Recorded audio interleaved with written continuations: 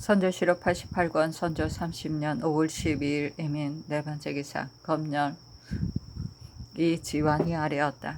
신이 양 총병이 묵고 있는 곳에 나아가 문안을 드렸더니 총병이 들어오라고 하였습니다. 양 총병이 정기원에게 말하기를 당신과 나는 함께 적군을 토벌해야 하며 성을 수비할 때는 같이 한 성으로 들어가 사생을 같이 해야 할 것이다. 모든 일을 10분 정확하게 처결하여 기회를 만나 실수하거나 그르침이 있게 해서는 안 될 것이다. 전날 호부의 관원이 와서 말하기를 군량은 이미 준비되었다고 하였는데 이제 16역의 집에서 부리는 사람에게 들어보니 남원 등지에는 군량이 아주 적고 거주하는 백성들도 외적이 온다는 소문만 들으면 도망에 흩어지는 자들이 대부분이며 집들도 대부분 철거된 상태라 하였다. 내가 만일 급히 그곳으로 갔다가 군량 보급이 계속되지 못한다면 3천의 병마가 어떻게 유지되겠는가? 이 일은 매우 중대한 일이다. 그것의 군량을 담당한 관리를 시급히 내려보내야 할 터인데 어찌하여 나를 찾아와 만나보지 않는지 모르겠다. 그 이름은 누구인가 하자 기원이 답하기를 이 수강이 이미 차출되었다. 불원간 출발할 것이다 하였습니다. 총병이 말하기를 당신이 그와 함께 와서 나의 뒤를 받고 가게 할 수 있겠는가? 한도의 군량과 남원에 본래 있던 군량이며 각처에서 운송되어 오는 숫자를 기록해 보여달라. 3천 병마의 한 달 군량이 만일 미리 준비된다면 그 뒤에 지급할 군량 계속 운송해다가 쓸 수 있을 것이다. 이 일은 매우 중대하니 10분 속히 예비하는 것이 좋을 것이다. 남은 부사 이면은 이미 부임하였는가? 사람 되면 어떤가 하니 기원이 답하기를 원임 남도 총병으로서 문무의 제대주를 겸하고 있는 사람이다. 현재 지방에 있으므로 이미 이서하여 급히 부임하도록 하였다 하자 총병이 말하기를 모든 일을 다 마친 다음 국왕과 서로 만난다면 어찌 좋지 않겠는가 하였습니다.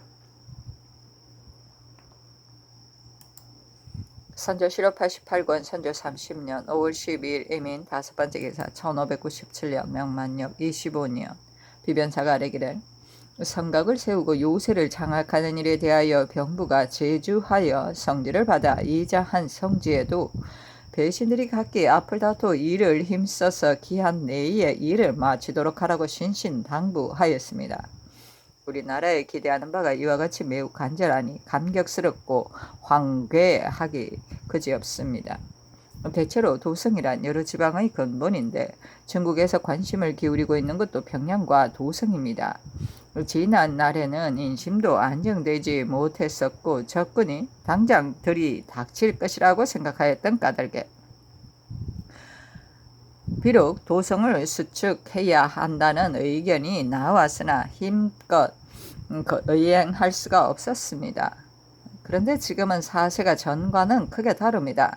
성지가 이처럼 엄중하고 순무 등의 중국 관리가 장차 연이어 찾아와 감독할 터이니 하지 않으려고 해도 그렇게 할 수가 없을 것입니다. 성첩을 수축하는 일은 비록 승검사가 제기한 것이나 일할 사람이 적어 이루기 어렵습니다. 또한 성의 정신과 맥은 순전히 곡성에 있으니 바로 옛날에 말한 치라는 것입니다. 성에 이것이 없는 것은 비유하며 사람들의 몸뚱이에 손발이 없는 것과 같습니다. 이것이 없으면 타첩이 높아도 소용이 없습니다. 신들이 오늘 상의하기를 도성을 쌓는 일은 기왕 그만둘 수도 없고 또 허문으로 책임이나 면하려 할 수도 없으니 반드시 산세를 가리고 멀고 가까운 편의를 참작해서 곡성과 포루를 설치한 다음에야 만세 이익이 될 것이다 라고 하였습니다. 이 일은 쉽게 이룰 수는 없습니다. 그러나 도성의 안팎에 다듬어진 돌과 주춧돌이 할일 수 없이 많습니다. 만일 먼저 곡성과 포루를 세울 곳을 정한 다음 차츰 사람을 동원하여 도구를 운반하게 하되 부족한 인력은 안집 도감과 훈련 도감에 있는 수십 마리의 소를 차출해내게 하고 또 동거로 수성하여 그곳에 운반한다면 차츰 이루어질 수 있을 것이며 부족한 여건은 사대부 집의 종들과 박리 시정배들의 힘을 번갈아 빌린다면 그리 어렵지 않을 것입니다. 중국 조정에서도 이 소식을 듣게 되면 또한 우리나라의 성지가 내렸음을 듣고서 상하가 모두 성곽을 보살피는 일에 힘을 쏟으며 옛날처럼 구경삼아 놀고 있지 않구나 라고 생각할 것입니다. 어찌 나라의 큰 이익이 아니겠습니까? 모든 일은 계획을 결정하는 데에 있습니다. 큰 계획이 이미 수립되었으면 이에 따라 중단하지 말고 계속할 것이며 또 부질없는 이론에 의해 중지되지 말아야 합니다. 이렇게 한다면 일이 이루어질 수 있습니다. 두 노예 순검사로 하여금 본사와 의논해서 자세히 절차들을 결정해 개품하고 시행하도록 하는 것이 어떻겠습니까? 하니 아랜대로 하라고 전교하였다. 선조실록 88권 선조 30년 5월 12일 애민 6번째 기사 비만기를 내렸다. 중국 군대가 속속 나오고 있으니 군량을 조우치가 지금으로서는 가장 시급한 일이다. 이 수광은 전후 사정에 밟지 못하며 또 호령도 반드시 시행되지 않을 것이니 김수를 그대로 남녘지방에 머물게 하여 조치하도록 하라. 호조 판서를 다른 사람으로 차출하도록 비변사에 말하라.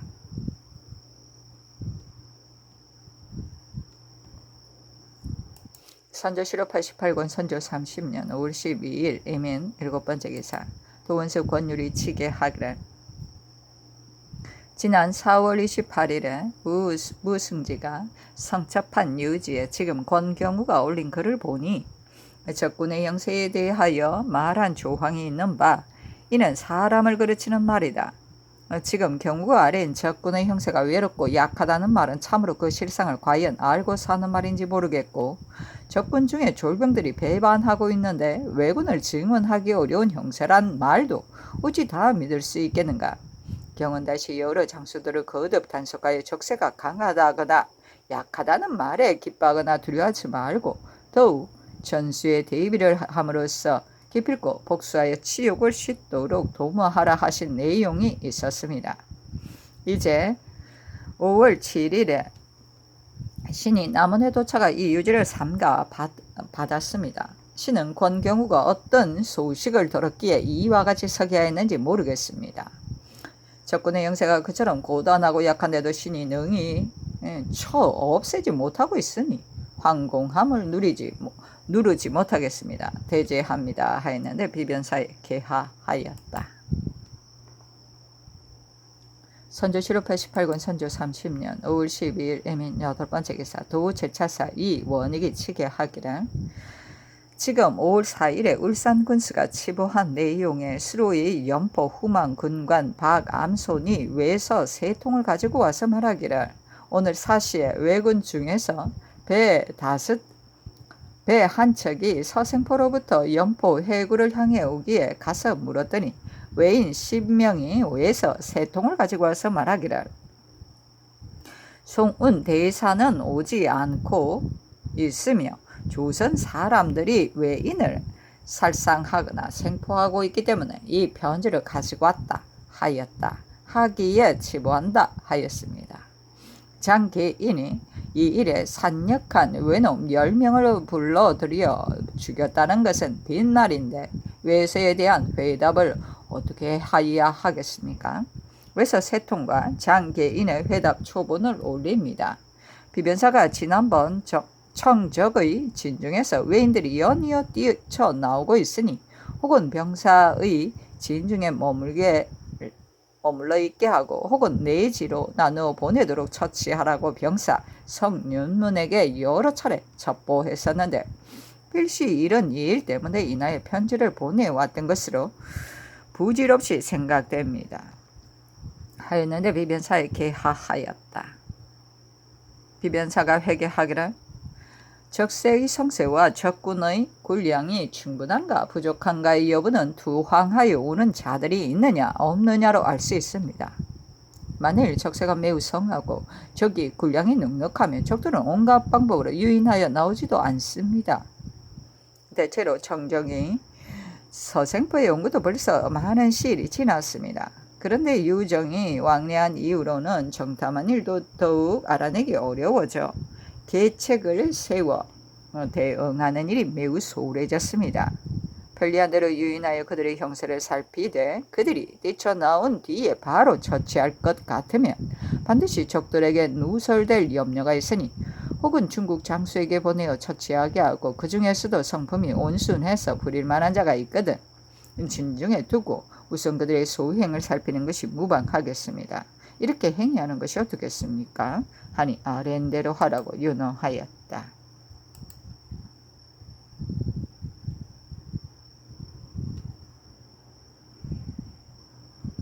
선조실록 88권 선조 30년 5월 12일 애민 9번째 기사 진국에 자문을 보냈다.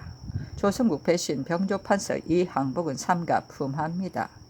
금년 5월 12일 경상도 등 각도의 도우철차사 이원익이 치게 하기를 해당 경상좌도 방어사 권응수의 비보의 정탐꾼인 박기남이 말하기를 금년 4월 24일에 큰 배 세 척이 일본으로부터 바다를 건너오기에 은밀히 알아봤더니 배 한 척마다 각기 전나 10여 피를 싣고 있었으며 또 여러 외인들이 짓거리는 말을 들어보건대 조선이 만일 강하려 하지 않으면 일본의 큰 위세와 많은 군사로 올 6, 7월 사이에 바다를 건너 우선 전라도를 약탈하고 마음껏 분탕질을 하겠다는 말이었다 했다 하였습니다. 이는 적군의 정세를 전하는 소식이기에 갖추어 품함이 마땅할 듯 하여 이렇게 삼가 품하는 것입니다. 만력 25년 5월 12일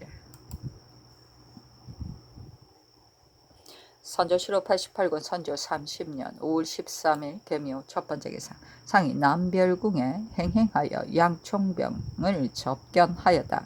상이 배례하겠다고 청하자 양원이 사양하기를 전일 교외에서 맞이하실 때 이미 배례를 행하셨으니 음만하시기를 청합니다. 하니 상이 말하기를 대인이 묵고 계신 곳을 오늘 비로소 왔으니 배례를 거행하고 싶소이다 하고 또 말하기를 연이어 사기가 들어 접대하는 것이 오랫동안 지체되었으니 매우 황송하외다 하자 양원이 말하기를 나도 맡은 일이 끝나지 않았으므로 일이 끝나기를 기다리다가 이제야 비로소 서로 만나게 되었습니다 하였다.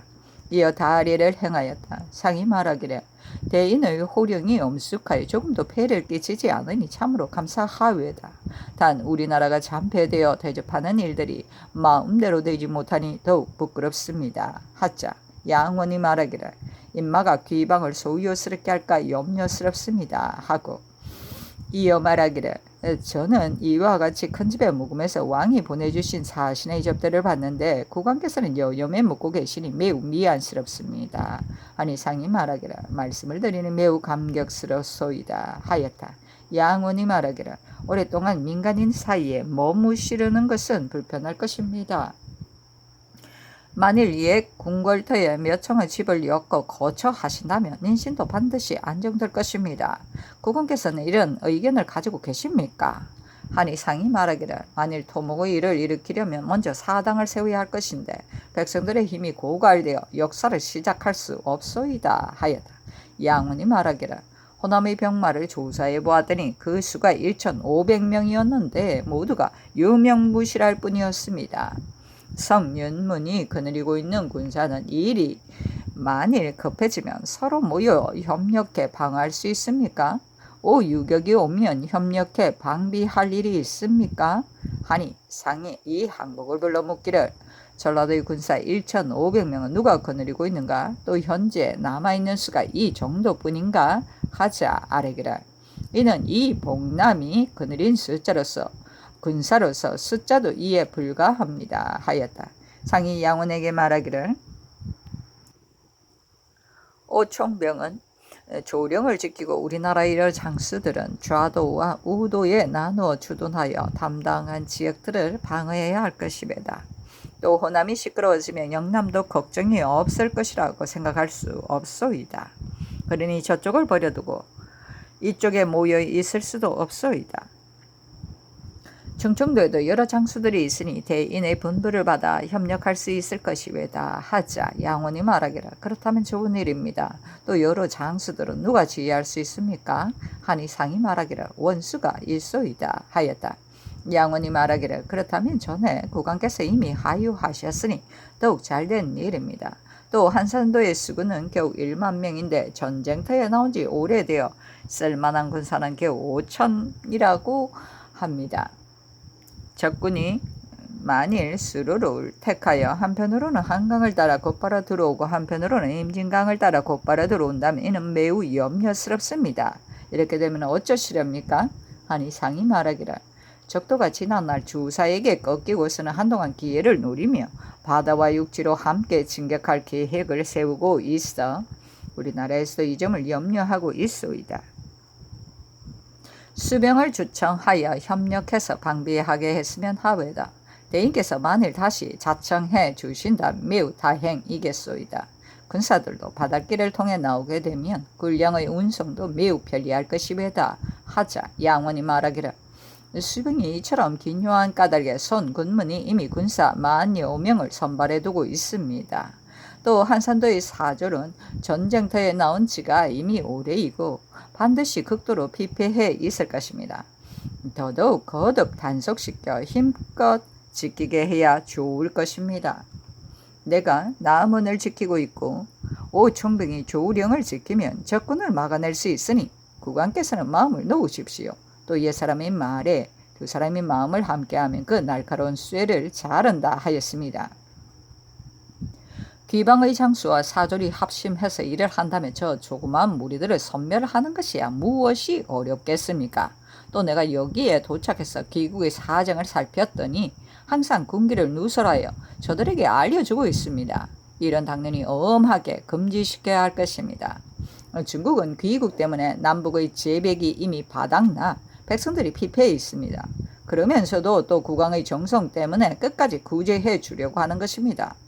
천하의 군사로 어찌 저러한 무리의 충돌을 걱정하겠습니까? 비록 100개의 왜국이 있을지라도 중국 군대에게는 어쩌지 못할 것입니다. 국왕께서는 중국의 마음을 본받아 정성스러운 뜻으로 노력하십시오 하였다. 상이 말하기를 우리나라가 지금까지 온전하게 된 것은 모두 황제의 은혜입니다. 어찌 천자의 뜻을 우러러 받들고 기운을 북돋아 적을 막지 않겠습니까? 하고 마침내 열예를 거행하였다. 양원이 말하기를 오늘 모임에는 높은 품계의 아문 사람들이 많이 왔으니 선물을 받는 것이 매우 번거롭습니다. 예단은 사양하려 합니다. 하니 상이 신하들에게 이르기를 총병이 예단을 사양하니 주기가 어렵다. 그러나 이것은 뇌물이 아니니 그의 말에 따라 그만두는 것은 옳지 않을 듯하다. 끝난 뒤에 형편을 보아 처리하는 것이 좋겠다 하였다.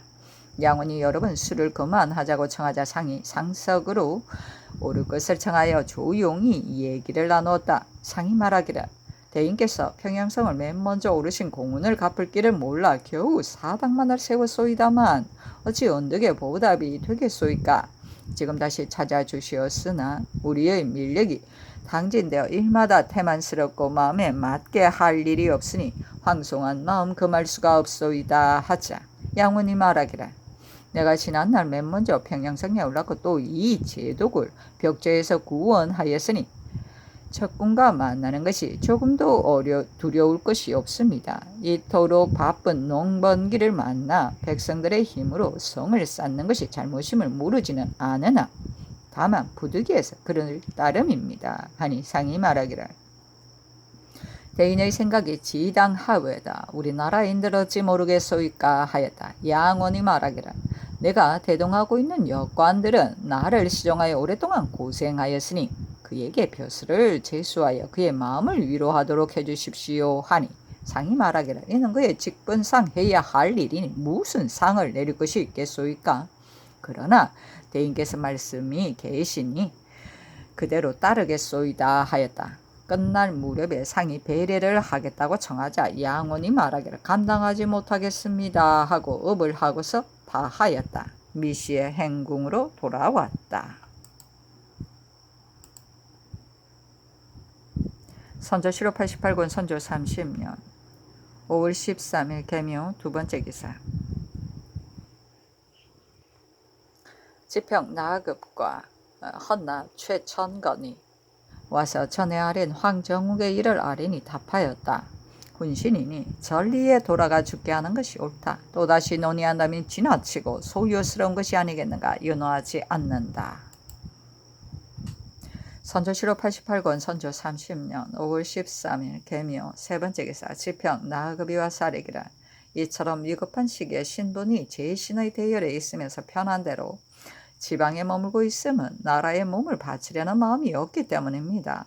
추고로 어떻게 그의 주의를 징치할 수 있겠습니까? 모두 파직시키도록 명하소서 하니 굳이 파직할 것은 없다고 답하였다. 선조실록 88권 선조 30년 5월 13일 개묘 네 번째 기사. 채철 부사 한효순이 체계하였다. 대략의 내용은 삼도의 전선 중에 현재 진중에 있는 배가 134척이고 격군이 13,200여 명이라는 것이었다.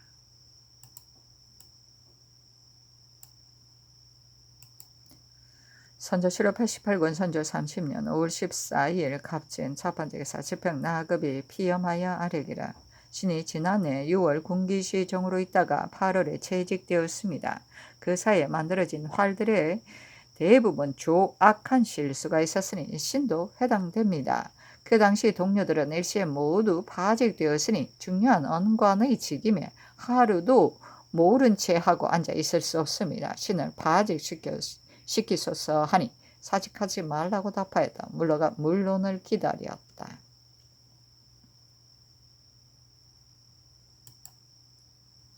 선조실록 88권 선조 30년 5월 14일 갑진 두 번째 기사.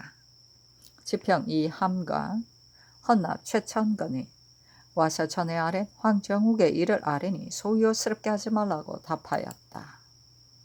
선조실록 88권 선조 30년 5월 14일 갑진 세 번째 기사. 지평 이함이 와서 전에 아랜 지방에 머물고 있는 제신들을 파직할 일을 아뢰고 이어 아뢰기를 지평 나급이 전에 군기시 정으로 있었으니 활을 조악하게 제조한 실수가 신에게도 해당된다 하면서 이념하고 물러갔습니다. 지금 병통이 있는 활들은 을미년 여름과 병신년 겨울에 제조된 것입니다. 나급이 군기시 정을 지낸 것은 지난해 여름과 가을이었으니 피해야 할 혐의가 없습니다. 출사하도록 명하소서 하니 답하기를 이미 추고하였으니 파직까지 하는 것은 옳지 않다. 나급의 출사는 아랜대로 하라 하였다. 선조실록 88권 선조 30년 5월 14일 갑진 네 번째 기사. 헌납 최천건이 와서 아뢰기를 승문원의 참 하관들은 태만히 버릇이 되었습니다.